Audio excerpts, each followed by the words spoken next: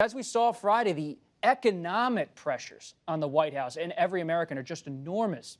The Department of Labor released a jobs report that shows more than 20 million American jobs were lost in April as the unemployment rate jumped to 14.7%, the worst number we've seen like that since the Great Depression. And the Lincoln Project, a group of anti-Trump Republicans, released an ad this week blaming the economic carnage on the president. There's mourning in America, and under the leadership of Donald Trump, our country is weaker and sicker and poorer. And now, Americans are asking, if we have another 4 years like this, will there even be an America?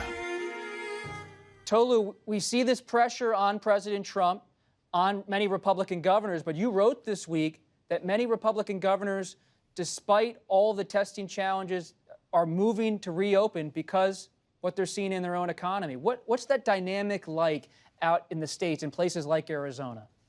Yeah, the president realizes that he is vulnerable to these kinds of attacks, and that's why he's pushing these governors to go ahead and open up their economies, even though they haven't, in a large portion, they haven't met the guidelines set out by the White House for what they should do what they should see before they actually begin opening up. The president was planning to campaign on the economy, 3.5% unemployment before this virus hit. Now we're at a level of unemployment, 20 million jobs lost just in the month of April, that we haven't seen since the Great Depression. And the president realizes that he's going to be the victim or the target of relentless attacks for his handling of this virus, especially the fact that so many millions of Americans have lost their jobs. Others are just struggling to get by. And I think that's part of the reason he's pushing these governors, some of whom are also seeing the same numbers in their own states, to quickly open their economies, potentially put people at risk by opening up their economy, relaxing some of these social distancing measures, just because they realize that if they don't do that, people are going to continue losing their jobs, and that's going to have a very heavy political price for everyone who's up for re-election in November, especially the president. Molly, I was reading your book, Pelosi, right here, and you have a line in the book right here where you say her favorite word is leverage. Is that correct? Yeah, absolutely. It's the focus of all of her efforts. So to take that point, her favorite word is leverage. Now Congress has to debate what they're going to do on funding the states. Are they going to have a bipartisan deal that has liability protection for businesses? Is it just going to be money for states? As the speaker, this veteran politician, approaches this crossroads, what's on her mind? I think she definitely feels like she has leverage in this situation, and she feels that, under heavy criticism from both sides, from the right for negotiating too hard and the left for not negotiating hard enough, she feels that she did maximize her leverage in the rounds of legislation up to this point.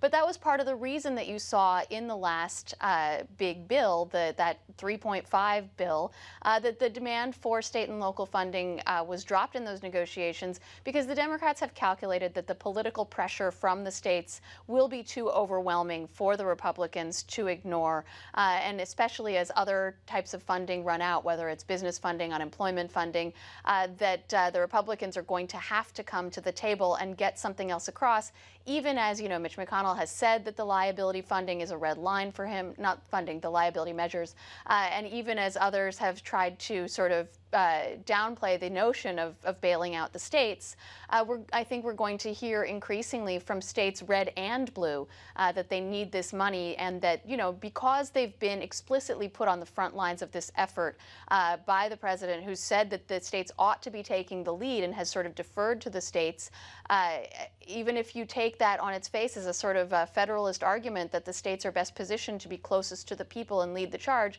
the states are saying, well, you can't give us all this responsibility and then not equip us to actually follow through with it. We're going broke. We're our revenue has cratered. So a lot of states do want to try to signal to people that there's a light at the end of the tunnel. They want to be able to show people there is a plan for opening up. We have a way to do this gradually and safely and make people feel protected and taken care of.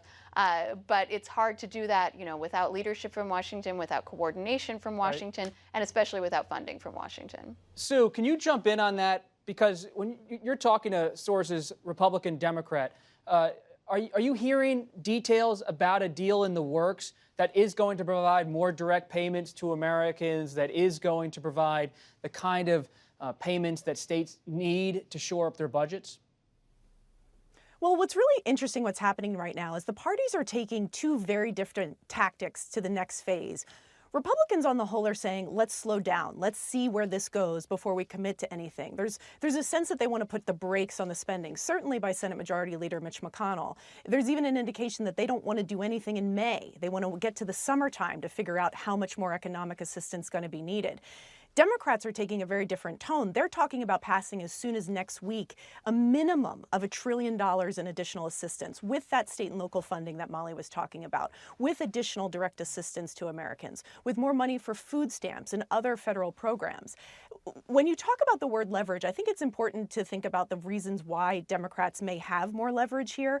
I talked to a Republican strategist recently that told me they did internal polling on the CARES Act, that first big economic wave of support that had things like the small business loans in it. And they told me it was the most popular piece of legislation they had ever polled Congress passing.